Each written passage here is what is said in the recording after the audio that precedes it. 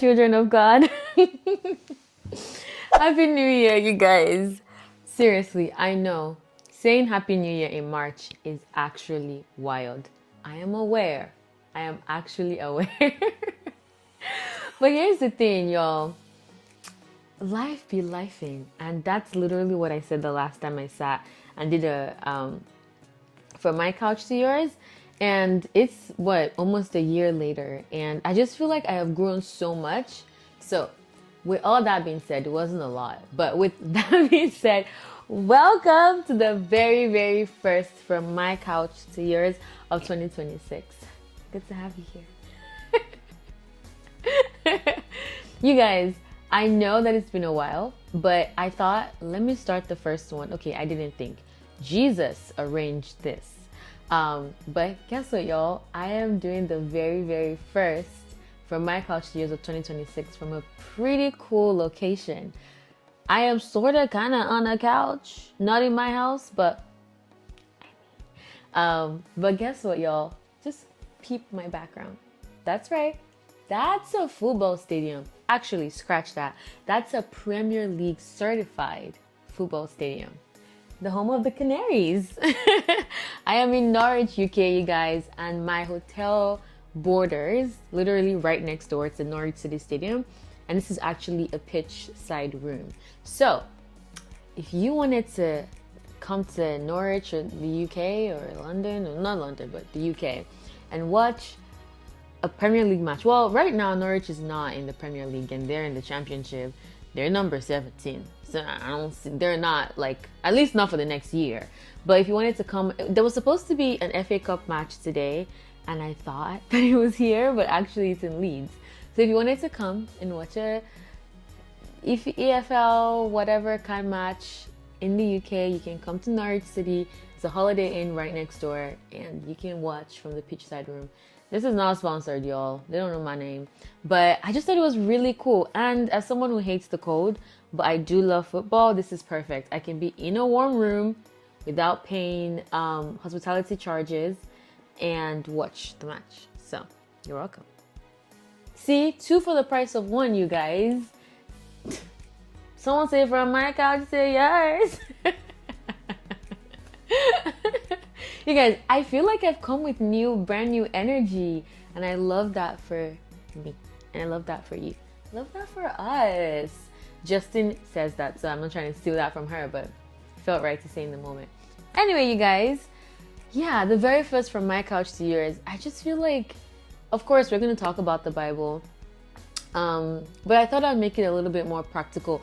Not that all the stuff that we've been talking about before now has not been practical, because it has been, but I just feel like I'm really entering into a new season, well, not a new season, but just like there's always so much to discover in the Lord. And whenever I like break through a new frontier, if you will, it feels like I didn't know anything. Wow, Lord, like there's so much of you. And I think a few weeks ago, I was doing my personal devotion, and I just, like, it was like the Holy Spirit kind of ministering to me that like we'll never run out of God. Like there's always going to be so much God to go around in my life, like, and in the life of everybody, anybody who wants him. And that is so cool, you guys. So cool. And there's always so much to discover.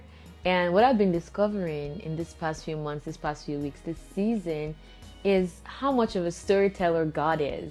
Like, I know that, the Bible is full of stories, and I remember growing up, and I used to love reading the Bible, not because of the spiritual aspect, you guys. It took me a while before I got there, but just for the stories. So I would read Esther all over again, because it was the only book that, like, from chapter 1 to chapter 8 or 10 was just stories, right?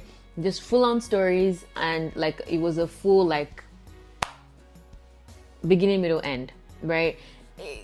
To read First Kings or Second Kings was taking a long time to get to the story. Sometimes it would be about, someone begat this one, and I just didn't have the patience for that as a kid.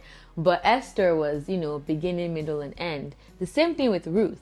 And I remember, and I would read the first 2 chapters of Job, and the last chapter of Job, right? Job 1, Job 2, Job 42. So I've always loved stories as a kid. And the older I get in this new season, as I'm trying to like find my voice again in writing, it's so godlike, very like my Jesus, that I would also start to discover in him what a storyteller he is, and the way that he's writing stories through our lives, y'all. So I started rereading the Bible again, the book of Genesis, and I've just been marveling at how intentional it has been. How intentional these stories have been. And it's been people's lives. It's not just like, oh, random, like, how when like a writer, an author like creates something and then they created that thing in chapter 3, knowing that it was going to pay off in chapter 35. Well, that's exactly what God does with our lives. But it's like real life where anything could happen, like ostensibly, but that's just what makes God so good. It's kind of like somehow he's still able to create a story from this mess we call life, right? And today I read Galatians 4, Galatians 5, and yesterday I read Genesis 41, 42. And I've just been enjoying how like Joseph was not in the lineage of promise. And we talk about Joseph so much, but some of us don't even realize that like when we're looking at the lineage of Jesus, it doesn't come from Joseph. It comes from Judah, right? And it's like Joseph was not in the lineage of promise, but the Bible spent so much time talking about him. And the question is why? Because, I mean, if, the Old Testament is a New Testament, like, promised, if you will. And it's kind of like, well, why don't we just focus on the lineage of promise? Well, that's because there's more to the story. You need context to color in the different, to make it a full, complete story. And then just because someone or something is not in the lineage of promise in your life. So for instance, say the Lord has promised you that you are going to be, I don't know, you're going to move to the United States and have a family there. And, it's going on 1, 2, 3, 4, 5, 6, 7 years, and you're in London. And you're like, yeah, God, you said US. Well, yes, London might not be the promise that God has given you, but it's still a part of your story. And the things that you do in London, like they definitely play a role in how the US comes to be. So, essentially Joseph played a huge role in, of course, maybe the major role, if you will, in how the children of Israel left Canaan to be in Egypt, where they would be for 430 years. So even though Jesus Christ did not come through the lineage of Joseph, right? He came through Judah, but Joseph was so integral to the fulfillment of the promise that God had given Abraham, like hundreds of years ago, but a few chapters before, that the children of Israel were going to be in a strange land for 430 years. So what's my point, y'all? My point is that God is telling a story through your life. God is telling a story through my life. And the best stories, you guys, are complex and beautiful, and they wind and they make your jaw drop, and they bring like wonderment to your heart, and they sometimes are painful and not necessarily what you would expect, and they keep you up at night, and they and they can be more than you bargained for. But oh my gosh, do they pay off? And we're talking about the Master Storyteller here. What? We're talking about King of Kings, Lord of Lords. The one who said, let there be light, and there was light. That's who we're talking about here. So y'all, my brothers and my sisters, why will it not pay off? Like, why won't your story pay off? Because we're talking about the Master Storyteller here.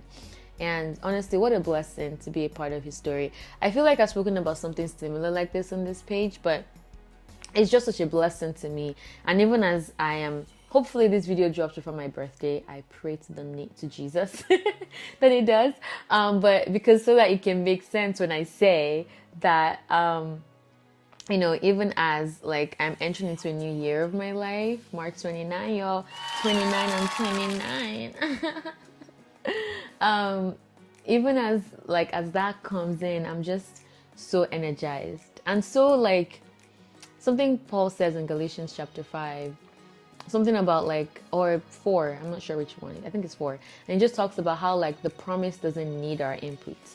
It doesn't need us to do anything. Jesus did everything. The Lord has done everything through Jesus. Of course, we have to have faith expressed through love, but it's kind of like we don't need to do anything to bring about the promise, because what was happening in the time of Galatians was that people were thinking that they had to get circumcised to be under the promise, to be qualified for the promise. And Paul was like, well, no, you don't have to do that anymore, because Jesus Christ has done the ultimate circumcision, that he has died on the cross, and that is your requirement fulfilled.